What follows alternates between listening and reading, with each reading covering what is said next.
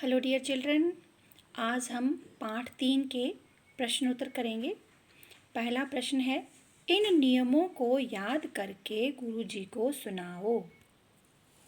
Okay dear students, तो नियम number 7 आपके नोटबुक पेज नंबर 11 में बिल्कुल स्पष्ट शब्दों में दिया गया 7 बिल्कुल स्पष्ट शब्दों में दिया गया है। सबसे प्रीतिपूर्वक धर्मानुसार यथा योग वर्तना चाहिए। नंबर 8 नियम है, विद्या का नाश होगा, अविद्या का नाश होगा तो ही विद्या की वृद्धि होगी। और प्रत्येक को अपनी ही संतुष्टि में संतुष्ट ना होना चाहिए, किंतु सबकी उन्नति में अपनी उन्नति समझनी चाहिए। प्यारे बच्चों, इन नियमों को आप अपनी पुस्तक पे नोटबुक पे लिखें और याद करें। डियर चिल्ड्रन, आपका नेक्स्ट प्रश्न है क्वेश्चन नंबर 2, हमें दूसरों के साथ कैसा व्यवहार करना चाहिए। डियर चिल्ड्रन, इस प्रश्न का उत्तर आपके पाठ्य पुस्तक में बिल्कुल स्पष्ट शब्दों में दिया गया है। Page number 11 last paragraph 4th line से शुरू करेंगे, जैसे कि मैंने आपको यहाँ निशान लगा रखा है। सबके साथ प्रेम और ईमानदारी का व्यवहार करना चाहिए। एक बार मैं फिर से दोहरा रही हूँ दूसरे प्रश्न का उत्तर, हमें सबके साथ प्रेम और ईमानदारी का व्यवहार करना चाहिए। डियर चिल्ड्रन, प्रश्न नंबर 3 है, विद्या की वृद्धि के लिए अविद्या का नाश क्यों आवश्यक है। डियर चिल्ड्रन, इस प्रश्न के उत्तर के लिए आप पेज नंबर 12 पे देखें, जैसे कि मैंने निशान लगाया हुआ है। तो ये फर्स्ट पैराग्राफ की लास्ट सेकेंड लाइन से शुरू हो रहा है। अविद्या का नाश होगा तो विद्या की वृद्धि होगी, और विद्या की वृद्धि होगी तो अविद्या का नाश होगा। My dear students, I am repeating my answer again. अविद्या का नाश होगा तो विद्या की वृद्धि होगी, और विद्या की वृद्धि होगी तो अविद्या का नाश होगा। प्यारे बच्चों, नेक्स्ट प्रश्न है, सबकी उन्नति में अपनी उन्नति समझने का क्या भाव है।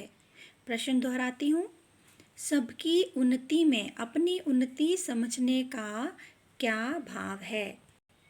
डियर चिल्ड्रन, इस प्रश्न का उत्तर पेज नंबर 12 पे सेकेंड पैराग्राफ में है, और मैंने जैसे यहाँ निशान लगा रखा है।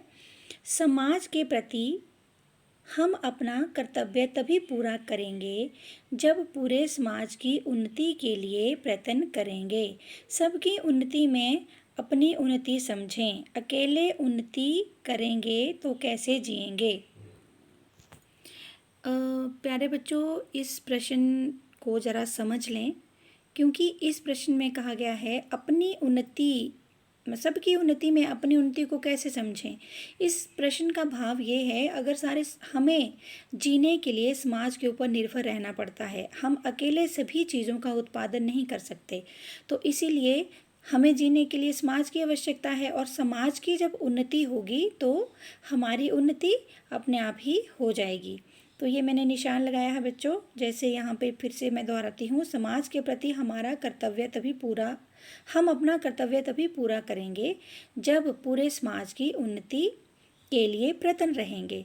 सबकी उन्नति में अपनी उन्नति समझेंगे, अकेले उन्नति करेंगे तो कैसे जिएंगे। मतलब अगर हम अकेले ही उन्नति करेंगे, हमारा जो प्रोफेशन है उसमें बहुत ज़्यादा हम उन्नति कर लेते हैं और दूसरे लोग उन्नति नहीं कर पाते हैं, तो जो चीज़ें हमें दूसरे वस्तुओं से, दूसरे समाज से चाहिए, वो हम कहाँ से प्राप्त करेंगे।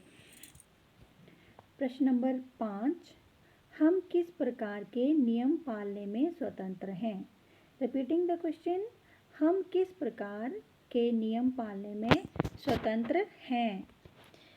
डियर चिल्ड्रन, इसका उत्तर जो है पेज नंबर 12 पे आपकी लास्ट पंक्तियों में है।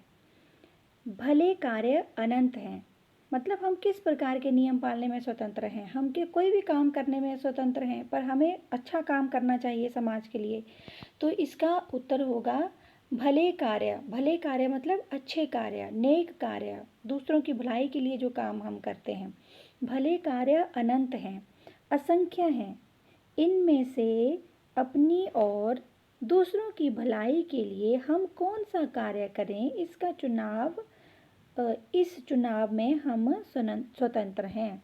अर्थात हमने जो भी कार्य दूसरों की भलाई के लिए करना है, उस कार्य को चुनने के लिए हम स्वतंत्र हैं। हम अपनी इच्छा से कोई भी कार्य चुन सकते हैं जो दूसरों की भलाई के लिए हो। तो माय डियर चिल्ड्रन, ये थे आपके प्रश्न उत्तर। आपको ये मैं रिटन फॉर्म में भी भेज दूंगी, और मैंने आपको बिल्कुल क्लियर कर दिया है ये सारे प्रश्न। इन प्रश्नों को आप अपनी नोटबुक पे लिखें, और इनको समझने में अगर आपको किसी भी तरह की परेशानी या मुश्किलें आती हैं तो you can call me. Thank you. Have a nice day.